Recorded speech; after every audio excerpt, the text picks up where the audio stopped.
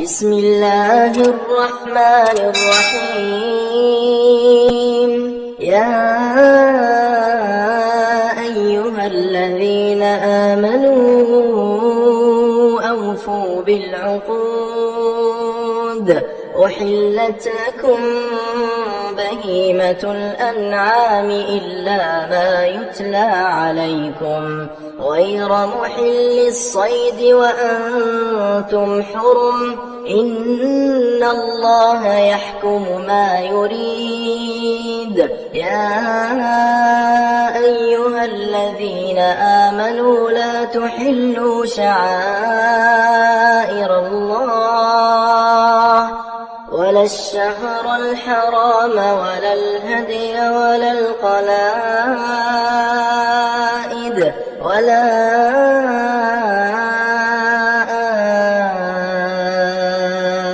آمين البيت الحرام يبتغون فضلا من ربهم ورضوانا. وإذا حللتم فاصطادوا ولا يجرمنكم شنآن قوم أن صدوكم عن المسجد الحرام أن تعتدوا. وتعاونوا على البر والتقوى ولا تعاونوا على الإثم والعدوان. واتقوا الله إن الله شديد العقاب. حرمت عليكم الميتة والدم ولحم الخنزير وما أهل لغير الله به والمنخنقة والموقوذة والمتردية والنطيحة وما أكل السبع إلا ما ذكيتم وما ذبح على النصب وأن تستقسموا بالأزلام ذلكم فسق. اليوم يئس الذين كفروا من دينكم فلا تخشوهم واخشون. اليوم أكملت لكم دينكم وأتممت عليكم نعمتي ورضيت لكم الإسلام دينا. فمن اضطر في مخمصة غير متجانف لإثم فإن الله غفور رحيم. يسألونك ماذا أحل لهم قل أحل لكم الطيبات وما علمتم من الجوارح مكلبين تعلمونهن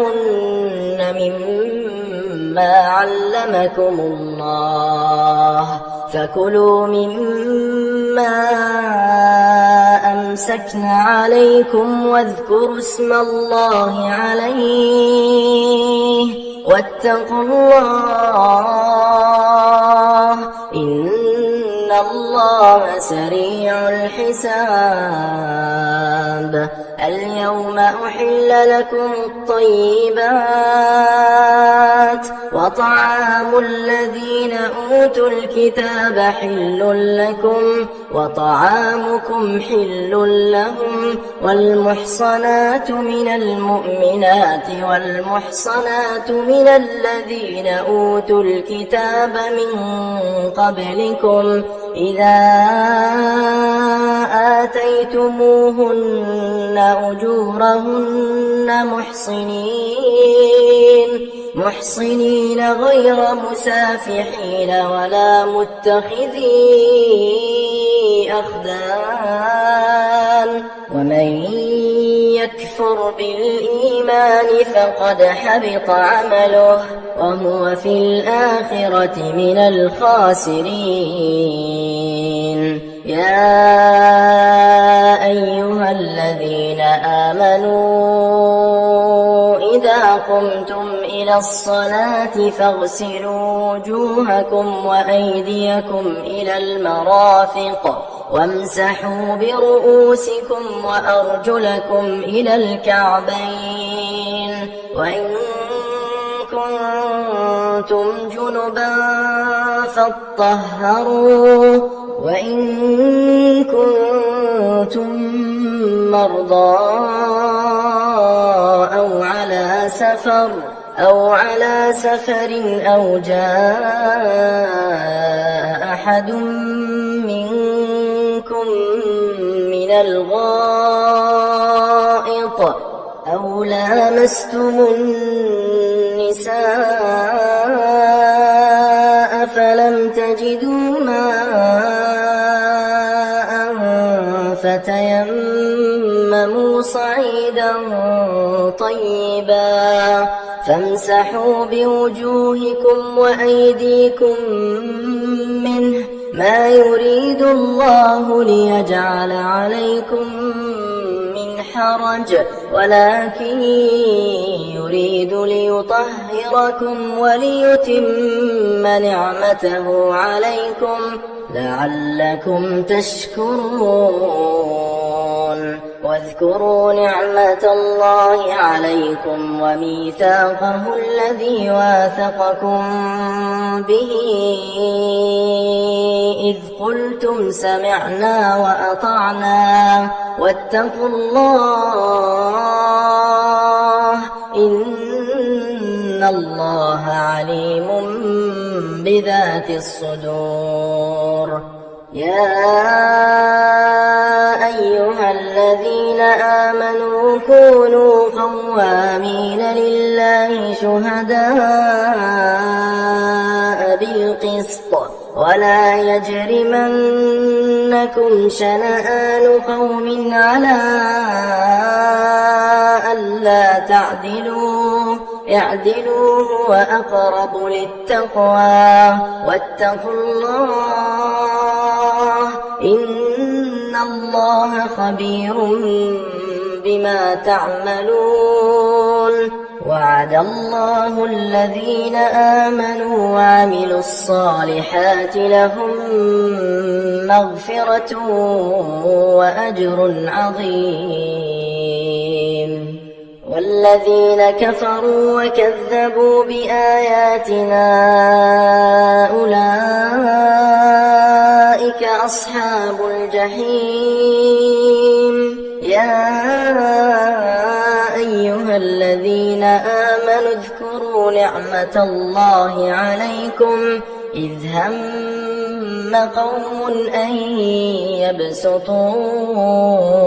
إليكم أيديهم فكف أيديهم عنكم واتقوا الله وعلى الله فليتوكل المؤمنون ولقد أخذ الله ميثاق بني إسرائيل وبعثنا منهم 12 نقيبا وقال الله إني معكم لئن أقمتم الصلاة وآتيتم الزكاة وآمنتم برسلي وعزرتموهم وأقرضتم الله قرضا حسنا لأكفرن عنكم سيئاتكم ولأدخلنكم جنات تجري من تحتها الأنهار فمن كفر بعد ذلك منكم فقد ضل سواء السبيل فبما نقضهم ميثاقهم لعناهم وجعلنا قلوبهم قاسية يحرفون الكلم عن مواضعه ونسوا حظا مما ذكروا به ولا تزال تطلع على خائنة منهم إلا قليلا منهم فاعف عنهم واصفح إن الله يحب المحسنين ومن الذين قالوا إنا نصارى أخذنا ميثاقهم فنسوا حظا مما ذكروا به فأغرينا بينهم العداوة والبغضاء إلى يوم القيامة وسوف ينبئهم الله بما كانوا يصنعون يا أهل الكتاب قد جاءكم رسولنا يبين لكم كثيرا مما كنتم تخفون من الكتاب ويعفو عن كثير قد جاءكم من الله نور وكتاب مبين يهدي به الله من اتبع رضوانه سبل السلام ويخرجهم من الظلمات إلى النور بإذنه ويهديهم إلى صراط مستقيم لقد كفر الذين قالوا إن الله هو المسيح ابن مريم قل فمن يملك من الله شيئا إن أراد أن يهلك المسيح ابن مريم وأمه ومن في الأرض جميعا ولله ملك السماوات والأرض وما بينهما يخلق ما يشاء والله على كل شيء قدير وقالت اليهود والنصارى نحن أبناء الله وأحباؤه قل فلم يعذبكم بذنوبكم بل أنتم بشر ممن خلق يغفر لمن يشاء ويعذب من يشاء ولله ملك السماوات والأرض وما بينهما وإليه المصير يا أهل الكتاب قد جاءكم رسولنا يبين لكم على فترة من الرسل أن تقولوا ما جاءنا من بشير ولا نذير فقد جاءكم بشير ونذير والله على كل شيء قدير وإذ قال موسى لقومه يا قوم اذكروا نعمة الله عليكم إذ جعل فيكم أنبياء وجعلكم ملوكا وآتاكم ما لم يؤت أحدا من العالمين يا قوم ادخلوا الأرض المقدسة التي كتب الله لكم ولا ترتدوا على أدباركم فتنقلبوا خاسرين قالوا يا موسى إن فيها قوما جبارين وإنا لن ندخلها حتى يخرجوا منها فإن يخرجوا منها فإنا داخلون قال رجلان من الذين يخافون أنعم الله عليهما ادخلوا عليهم الباب فإذا دخلتموه فإنكم غالبون وعلى الله فتوكلوا إن كنتم مؤمنين قالوا يا موسى إنا لن ندخلها أبدا قالوا يا موسى إنا لن ندخلها أبدا ما داموا فيها فاذهب أنت وربك فقاتلا إنا هاهنا قاعدون قال رب إني لا أملك إلا نفسي وأخي فافرق بيننا وبين القوم الفاسقين قال فإنها محرمة عليهم 40 سنة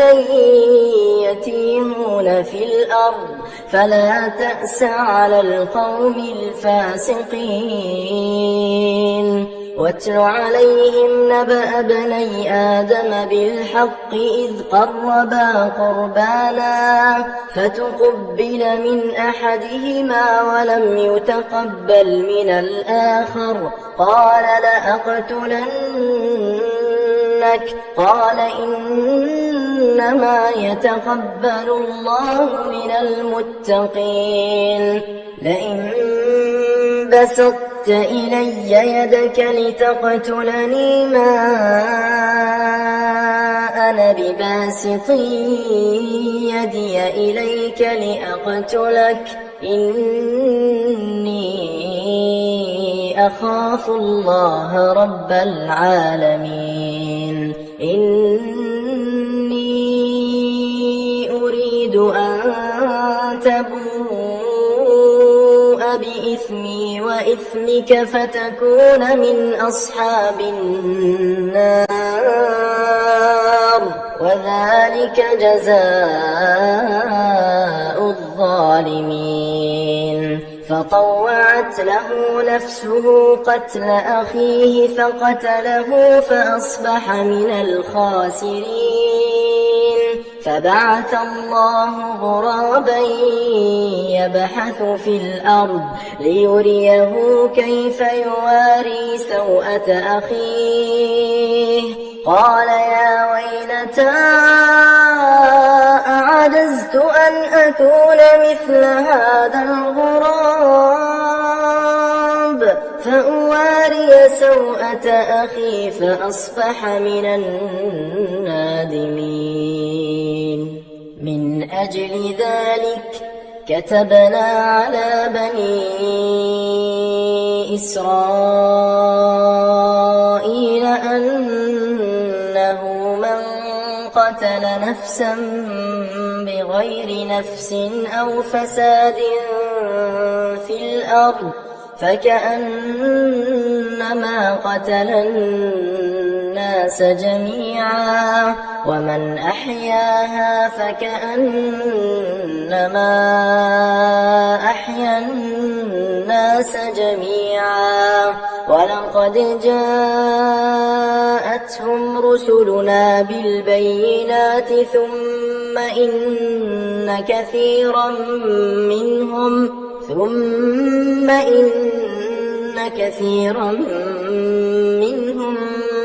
بعد ذلك في الأرض لمسرفون إنما جزاء جزاء الذين يحاربون الله ورسوله ويسعون في الأرض فسادا أن يقتلوا أو يصلبوا أو تقطع أيديهم وأرجلهم من خلاف أو ينفوا من الأرض ذلك لهم خزي في الدنيا ولهم في الآخرة عذاب عظيم إلا الذين تابوا من قبل أن تقدروا عليهم فاعلموا أن الله غفور رحيم يا أيها الذين آمنوا اتقوا الله وابتغوا إليه الوسيلة وجاهدوا في سبيله لعلكم تفلحون إن الذين كفروا لو أن لهم ما في الأرض جميعا ومثله معه ليفتدوا به من عذاب يوم القيامة ما تقبل منهم ولهم عذاب أليم يريدون أن يخرجوا من النار وما هم بخارجين منها ولهم عذاب مقيم والسارق والسارقة فاقطعوا أيديهما جزاء بما كسبا نكالا من الله والله عزيز حكيم فمن تاب من بعد ظلمه وأصلح فإن الله يتوب عليه إن الله غفور رحيم ألم تعلم أن الله له ملك السماوات والأرض يعذب من يشاء ويغفر لمن يشاء والله على كل شيء قدير يا أيها الرسول لا يحزنك الذين يسارعون في الكفر من الذين قالوا آمنا بأفواههم ولم تؤمن قلوبهم ومن الذين هادوا سماعون للكذب سماعون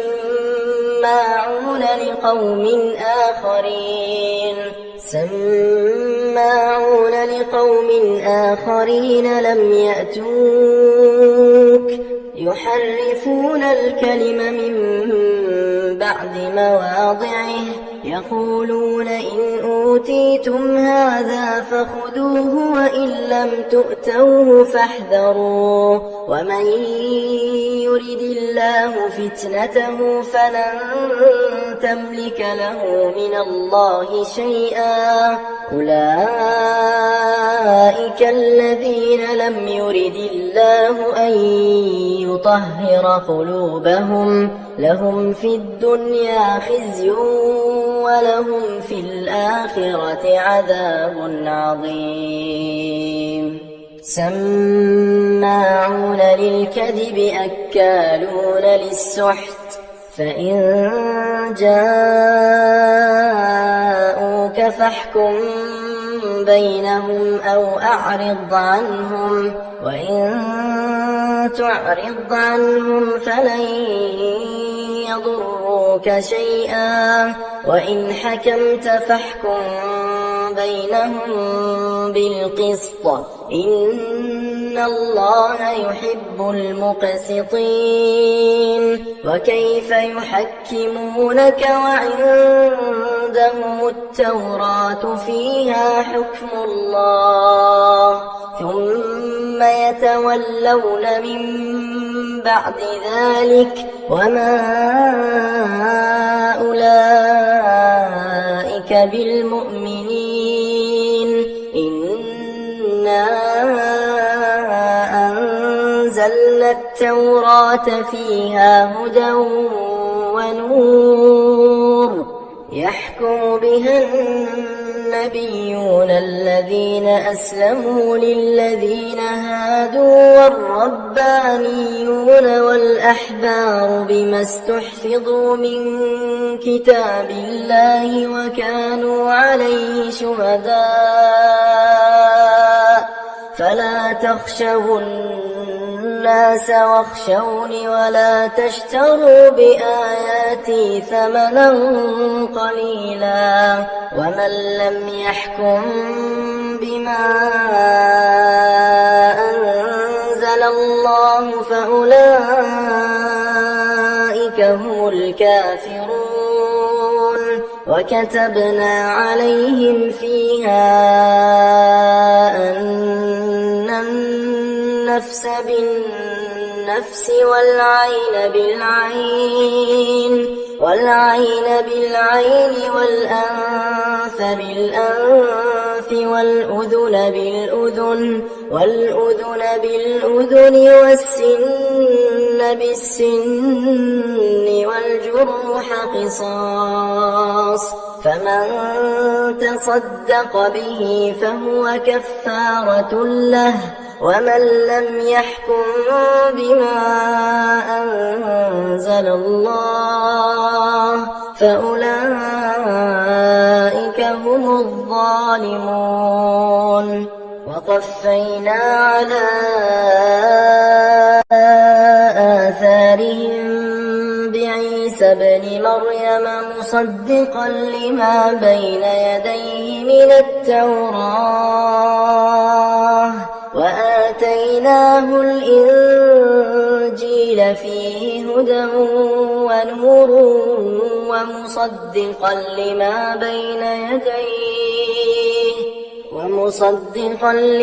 بين يديه من التوراة وهدى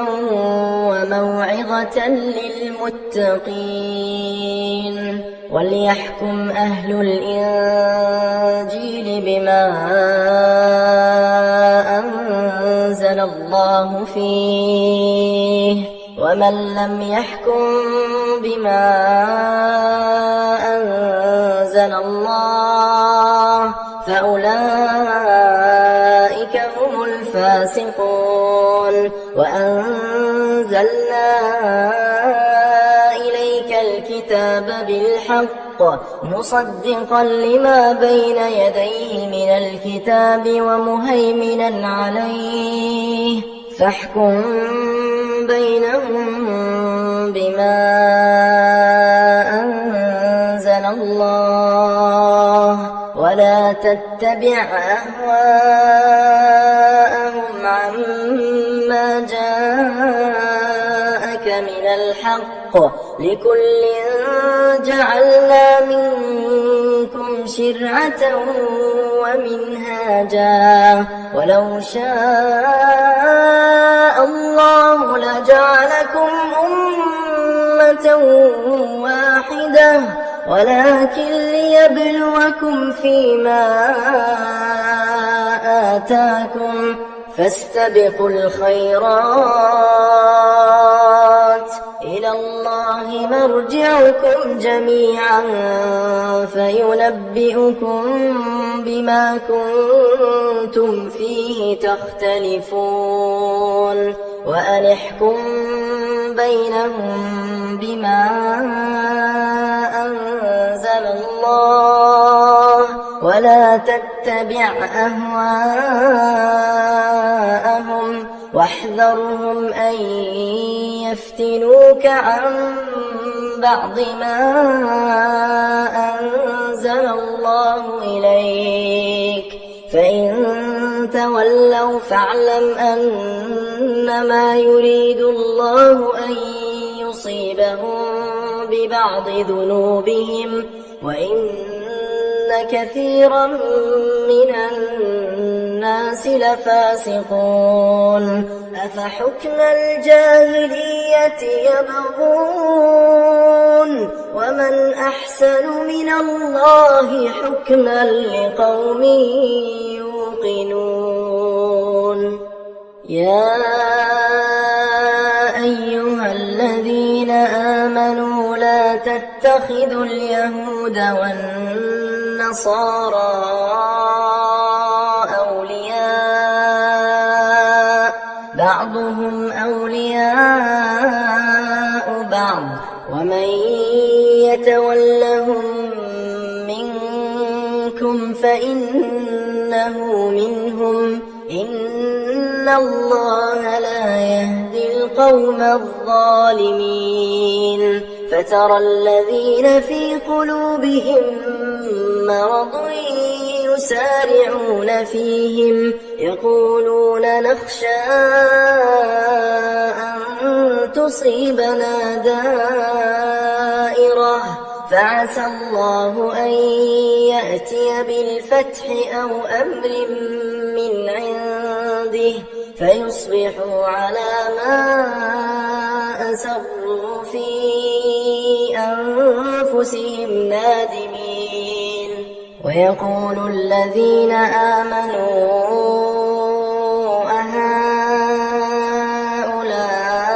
أهؤلاء الذين أقسموا بالله جهد أيمانهم إنهم لمعكم حبطت أعمالهم فأصبحوا خاسرين يا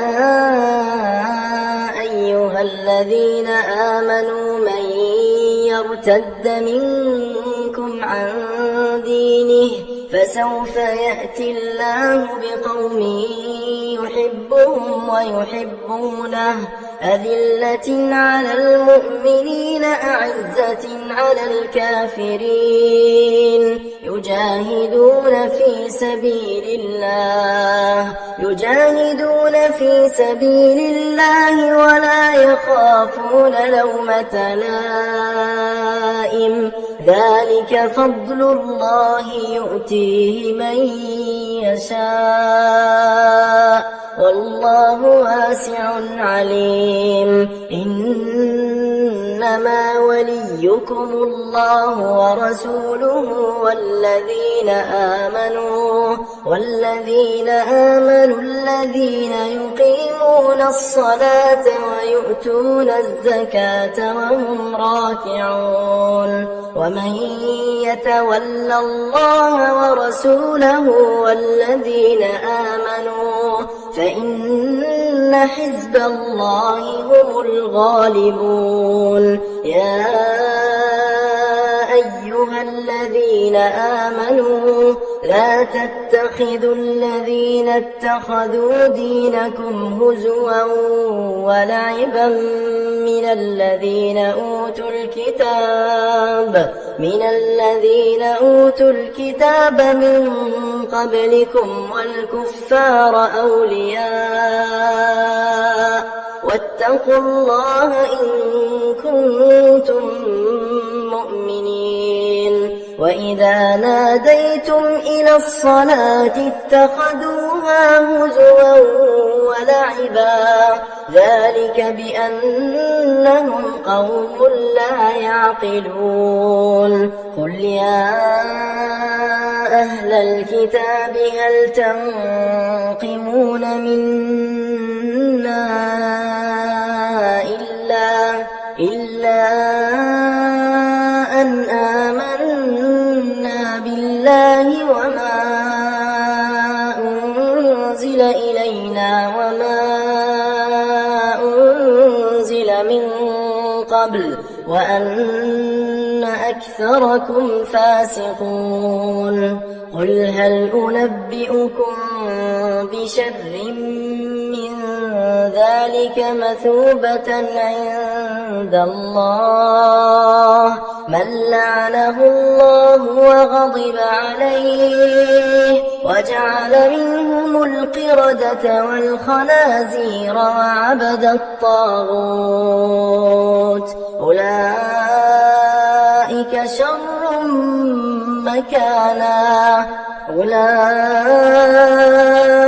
شر مكانا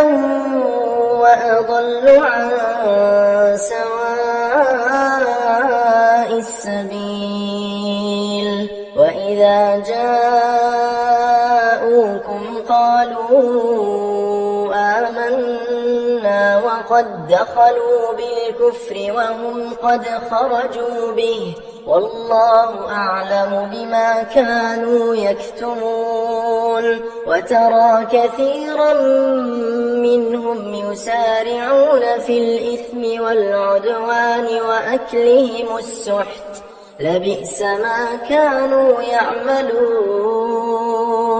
لولا ينهاهم الربانيون والأحبار عن قولهم الإثم وأكلهم السحت لبئس ما كانوا يصنعون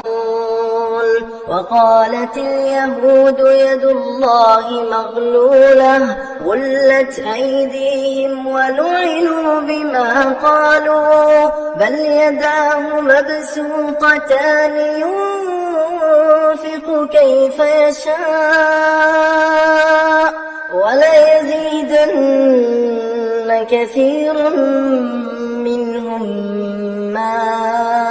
أنزل إليك من ربك طغيانا وكفرا وألقينا بينهم العداوة والبغضاء إلى يوم القيامة كلما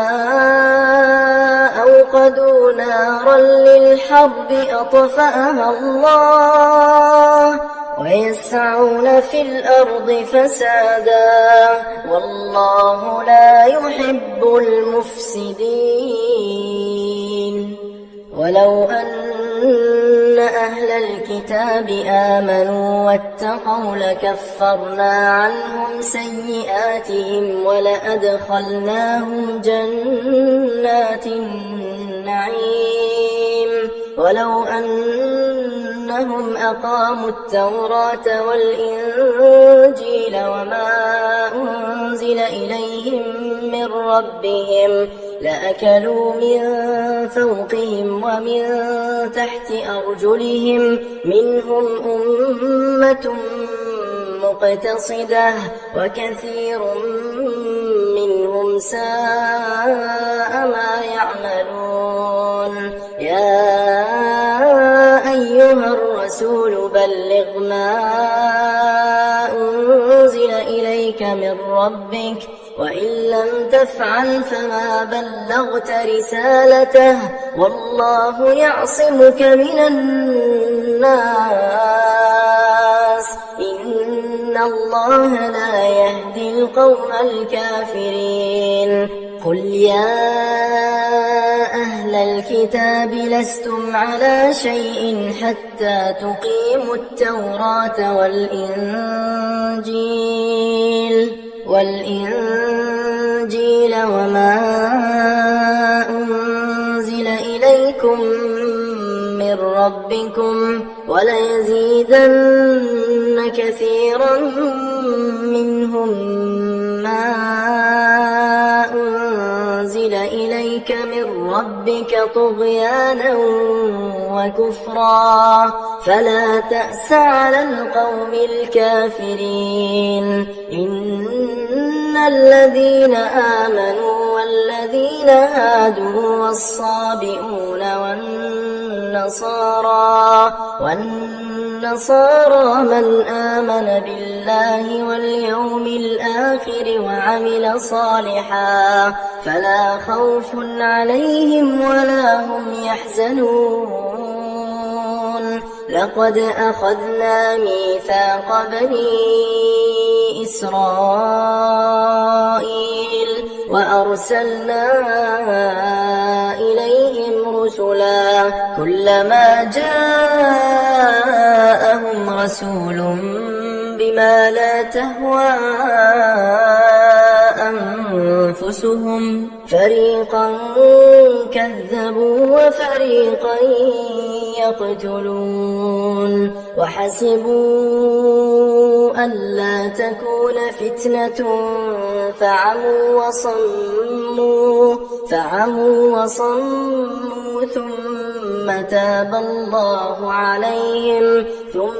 ثم تاب الله عليهم ثم عموا وصموا كثير منهم والله بصير بما يعملون لقد كفر الذين قالوا إن الله هو المسيح ابن مريم وقال المسيح يا بني إسرائيل اعبدوا الله ربي وربكم إنه من يشرك بالله فقد حرم الله عليه الجنة ومأواه النار وما للظالمين من أنصار لقد كفر الذين قالوا إن الله ثالث ثلاثة وما من إله إلا إله واحد وإن لم ينتهوا عما يقولون ليمسن الذين كفروا منهم عذاب أليم أفلا يتوبون إلى الله ويستغفرونه والله غفور رحيم ما المسيح ابن مريم إلا رسول قد خلت من قبله الرسل وأمه صديقة كانا يأكلان الطعام انظر كيف نبين لهم الآيات ثم انظر أنا يؤفكون قل أتعبدون من دون الله ما لا يملك لكم ضرا ولا نفعا والله هو السميع العليم قل يا أهل الكتاب لا تغلوا في دينكم غير الحق ولا تتبعوا أهواء قوم قد ضلوا من قبل وأضلوا كثيرا وضلوا عن سواء السبيل لعن الذين كفروا من بني إسرائيل على لسان داود وعيسى بن مريم ذلك بما عصوا وكانوا يعتدون كانوا لا يتناهون عن منكر فعلوه لبئس ما كانوا يفعلون ترى كثيرا منهم يتولون الذين كفروا لبئس ما قدمت لهم أنفسهم أن سخط الله عليهم وفي العذاب هم خالدون ولو كانوا يؤمنون بالله والنبي وما أنزل إليه ما اتخذوهم أولياء ولكن كثيرا منهم فاسقون لتجدن أشد الناس عداوة للذين آمنوا اليهود والذين أشركوا ولتجدن أقربهم مودة للذين آمنوا الذين قالوا إن إنا نصارى ذلك بأن منهم قسيسين ورهبانا وأنهم لا يستكبرون وإذا سمعوا ما أنزل إلى الرسول ترى أعينهم تفيض من الدمع مما عرفوا من الحق يقولون ربنا آمنا فاكتبنا مع الشاهدين وما لنا لا نؤمن بالله وما جاءنا من الحق ونطمع أن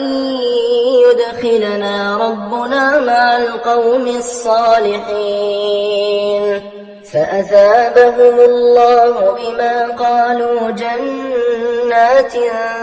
تجري من تحتها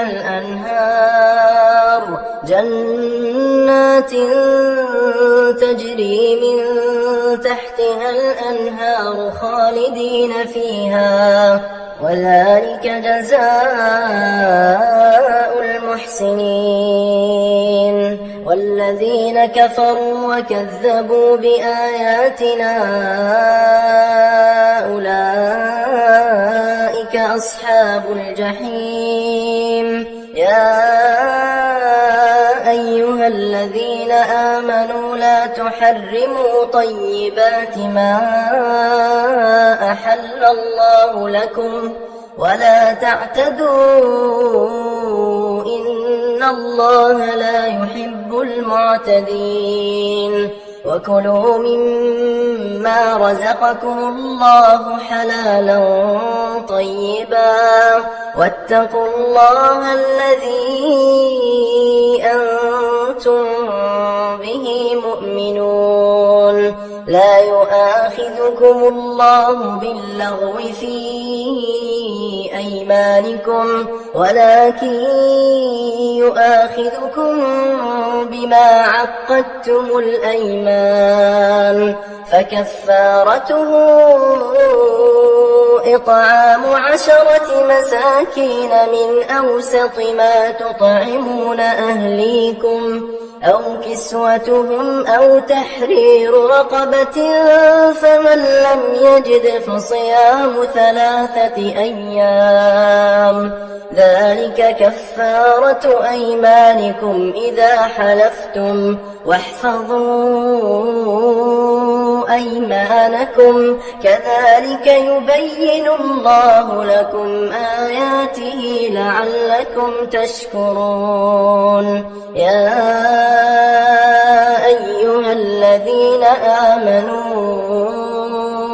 إنما الخمر والميسر والأنصاب والأزلام رجس من عمل الشيطان فاجتنبوه لعلكم تفلحون إنما يريد الشيطان أن يوقع بينكم العداوة والبغضاء في الخمر والميسر ويصدكم عن ذكر الله وعن الصلاة فهل أنتم منتهون وأطيعوا الله وأطيعوا الرسول واحذروا فإن توليتم فاعلموا أنما على رسولنا البلاغ المبين ليس على الذين آمنوا وعملوا الصالحات جناح فيما طعموا إذا ما اتقوا وآمنوا وعملوا الصالحات ثم اتقوا وآمنوا ثم اتقوا وأحسنوا والله يحب المحسنين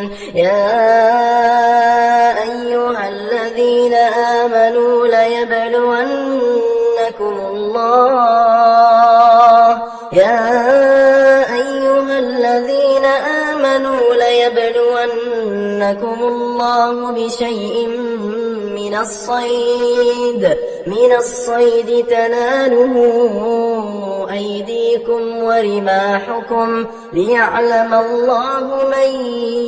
يخافه بالغيب فمن اعتدى بعد ذلك فله عذاب أليم يا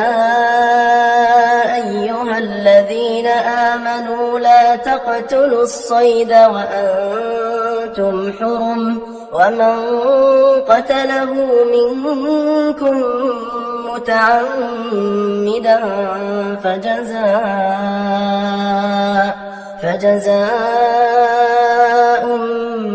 مثل ما قتل من النعم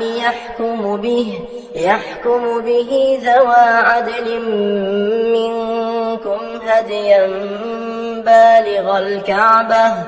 أو كفارة طعام مساكين أو عدل ذلك صياما ليذوق وبال أمره عفى الله عما سلف ومن عاد فينتقم الله منه والله عزيز ذو انتقام أحل لكم صيد البحر وطعامه متاعا لكم وللسيارة وحرم عليكم صيد البر ما دمتم حرما واتقوا الله الذي إليه تحشرون جعل الله الكعبة البيت الحرام قياما للناس والشهر الحرام والهدي والقلائد ذلك لتعلموا أن الله يعلم ما في السماوات وما في الأرض وأن الله بكل شيء عليم اعلموا أن الله شديد العقاب وأن الله غفور رحيم ما على الرسول إلا البلاغ والله يعلم ما تبدون وما تكتمون قل لا يستوي الخبيث والطيب ولو أعجبك كثرة الخبيث فاتقوا الله يا أولي الألباب لعلكم تفلحون يا أيها الذين آمنوا لا تسألوا عن أشياء إن تبد لكم تسؤكم وإن تسألوا عنها حين ينزل القرآن تبد لكم عفى الله عنها والله غفور حليم قد سألها قوم من قبلكم ثم أصبحوا بها كافرين ما جعل الله من بحيرة ولا سائبة ولا وصيلة ولا حام ولكن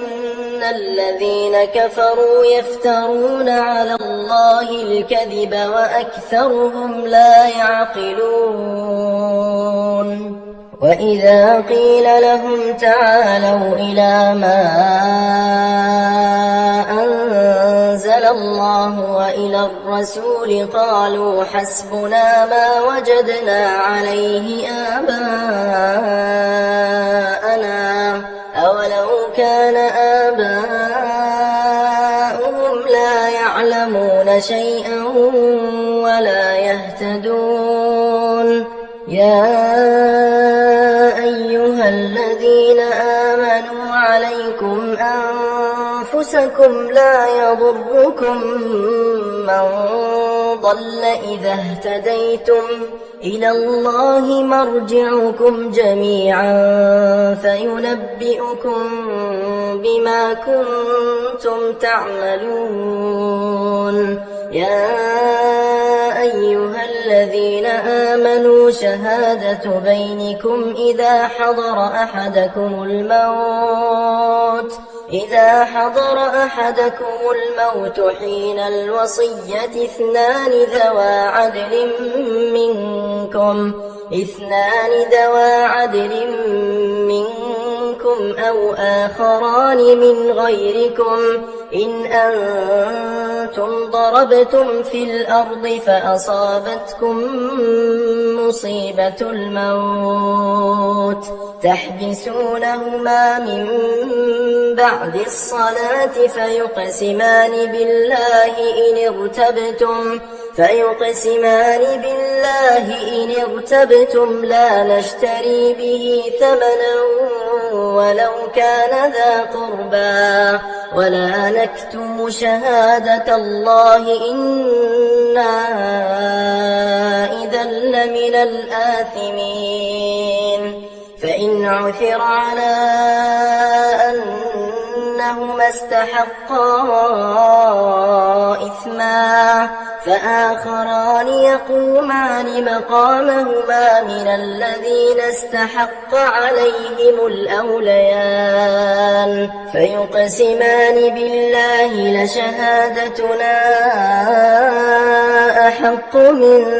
شهادتهما وما اعتدينا إنا إذا لمن الظالمين ذلك أدنى أن يأتوا بالشهادة على وجهها أو يخافوا أن ترد أيمان بعد أيمانهم واتقوا الله واسمعوا والله لا يهدي القوم الفاسقين يوم يجمع الله الرسل فيقول ماذا أجبتم قالوا لا علم لنا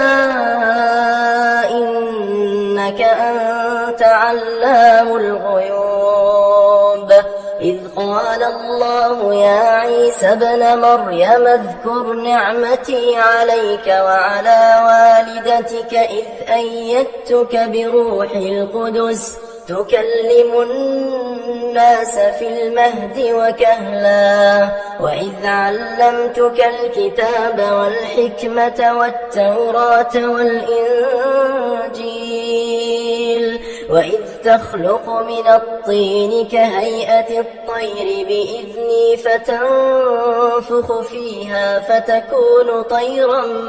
بإذني وتبرئ الأكمه والأبرص بإذني وإذ تخرج الموتى بإذني وإذ كففت بني إسرائيل عنك إذ جئتهم بالبينات فقال الذين كفروا منهم إن هذا إلا سحر مبين وإذ أوحيت إلى الحواريين أن آمنوا بي وبرسولي قالوا آمنا واشهد بأننا مسلمون إذ قال الحواريون يا عيسى ابن مريم هل يستطيع ربك أن ينزل علينا مائدة من السماء قال اتقوا الله إن كنتم مؤمنين قالوا نريد أن نأكل منها وتطمئن قلوبنا ونعلم أن قد صدقتنا ونكون عليها من الشاهدين. قال عيسى ابن مريم اللهم ربنا أنزل علينا مائدة من السماء تكون لنا عيدا لأولنا وآخرنا وآية منك وارزقنا وأنت خير الرازقين. قال الله إني منزلها عليكم فمن يكفر بعد منكم فإني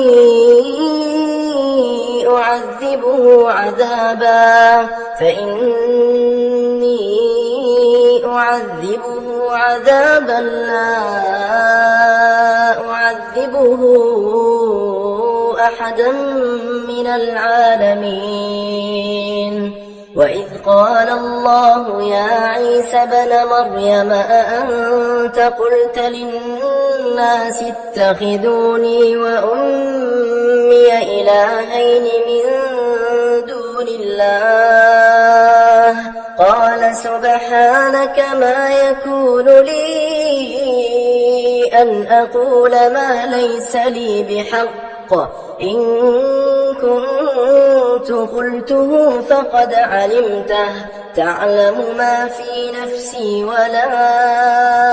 أعلم ما في نفسك إنك أنت علام الغيوب. ما قلت لهم إلا ما أمرتني به أن اعبدوا الله ربي وربكم وكنت عليهم شهيدا ما دمت فيهم فلما توفيتني كنت أنت الرقيب عليهم وأنت على كل شيء شهيد. إن تعذبهم فإنهم عبادك وإن تغفر لهم فإنك أنت العزيز الحكيم. قال الله هذا يوم ينفع الصادقين صدقهم لهم جنات تجري من تحتها الأنهار خالدين فيها أبدا رضي الله عنهم ورضوا عنه ذلك الفوز العظيم. لله ملك السماوات والأرض وما فيهن وهو على كل شيء قدير.